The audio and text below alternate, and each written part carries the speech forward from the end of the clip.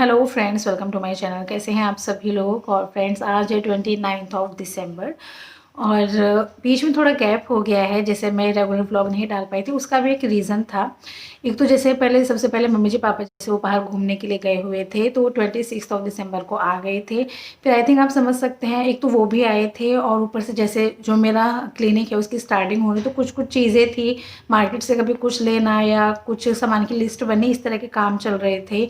और कल भी हम लोग मार्केट गए थे तो ना, और जैसे मेरे साथ वो सीन हुआ है ना, मेरा फ़ोन गया तो मार्केट में मैंने बिल्कुल भी रिकॉर्ड नहीं किया। मैंने फ़ोन, मतलब मैं सच बताऊँ, मैं फ़ोन ही नहीं लेके गई थी। मैंने कहा मुझे, क्योंकि फ़ोन मुझे रिकॉर्डिंग के लिए चाहिए होता है। वैसे अगर किसी का अर्जेंट कॉल आता है तो मेरे हस्बैंड के फ़ोन पर भी आ जाता है, तो मैं फिर नहीं लेके गई थी फ़ोन मैं घर पर ही छोड़ के गई थी। तो मैंने कोई रिकॉर्डिंग वगैरह कुछ नहीं की, लेकिन हाँ बिज़ी से गए हैं ये दिन। और आज मैं बैठी हूँ और आज का वीडियो भी ना बहुत शॉर्ट होने वाला है, क्योंकि एक मैंने आपसे बात बोली थी अपने लास्ट के वीडियो में कि मैं इसके ऊपर अपने व्यूज़ थोड़ा शेयर करूँगी, तो इसलिए मैं आज ये वीडियो बना रही हूँ। तो इसमें क्या था कि जैसे हमारे व्यूअर्स हैं उनके कमेंट आ जाते हैं, अगर किसी की मम्मी एक्सपायर होती हैं या फादर एक्सपायर होते हैं, तो देखो कमेंट में कई बार मन भारी सा होता है, कर देते हैं, लिख देते हैं कि आज हमारे साथ ऐसे हुआ। तो मैं समझ सकती हूँ उस चीज़ को। तो एक हमारे व्यूअर, उन्होंने बोला था कि कुछ बोलना आप। और मैं सच बताऊं, जब ऐसे कमेंट पढ़ती हूँ ना, तो मैं उस टाइम सोचती हूँ, मैं लिख तो देती हूँ कि हाँ आप हिम्मत रखना, ये रखना, लेकिन मैं एक बार को खुद सोच में पड़ जाती हूँ कि यार मैं क्या लिखूँ ऐसे, क्योंकि मैं समझ सकती हूँ कि वो कंडीशन कितनी दुख भरी रहती है आप लोगों के लिए। मतलब मुझे तो जब आप कमेंट ऐसे लिखते हो कि ऐसे मम्मी एक्सपायर हो गई या जो आपके फादर हैं वो एक्सपायर हो गए, तो मतलब पढ़ के ही इतना बेकार लगता है। अब वही है ना, मैं उनको वर्ड्स में तो एक्सप्लेन नहीं कर सकती। तो मैं ये सोचती हूँ जिसके साथ हुआ है उस पर क्या बीत रही होगी।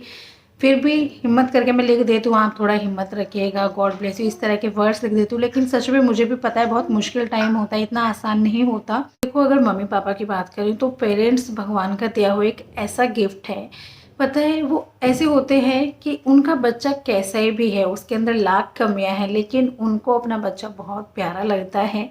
और अगर वो उसकी कमी के लिए डांटते भी हैं ना, तो उससे डांटते हैं, ये सोच के डांटते हैं कि ये इसको इम्प्रूव करेगा तो इसके लिए अच्छा होगा, वो इतना सोचते हैं।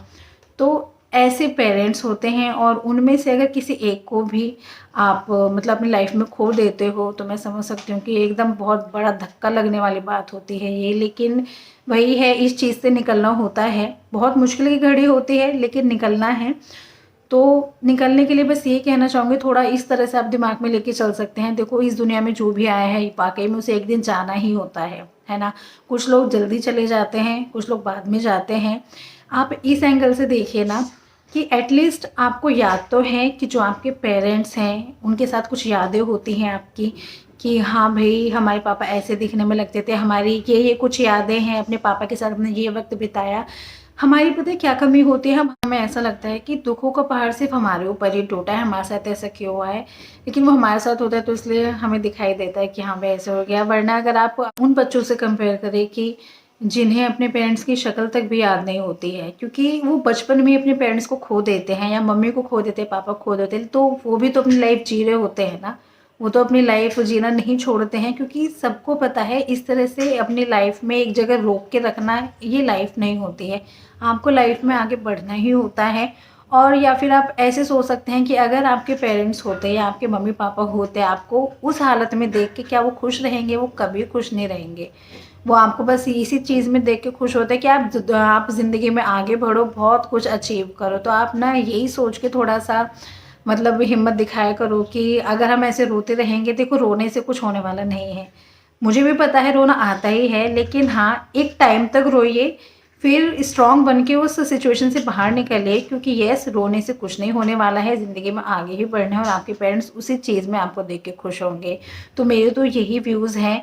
और सच में ऐसी बातों को समझाने के लिए मुझे ऐसा लगता है कि मैं भी खुद भी छोटी हूँ, मतलब इतना डीपली, मतलब मेरे को सच में मेरे पास वर्ड्स नहीं थे कि मैं आपको कैसे समझाऊं कि हाँ आप इस सिचुएशन से बाहर निकलो। लेकिन यस इस तरह के कमेंट्स आए, तो अगर मुझे बोला गया तो मैंने कहा चलो ठीक है, हमारे व्यूअर ने मुझसे कुछ रिक्वेस्ट की है तो मैं ज़रूर बोलूँगी। बस ये सोच लिया कीजिए कि अगर आप अपने पेरेंट्स की वजह से दुखी रहोगे ना, तो उनको ये शायद बिल्कुल भी अच्छा नहीं लगेगा। तो बस यही सोच के लाइफ में आगे बढ़िए, ठीक है।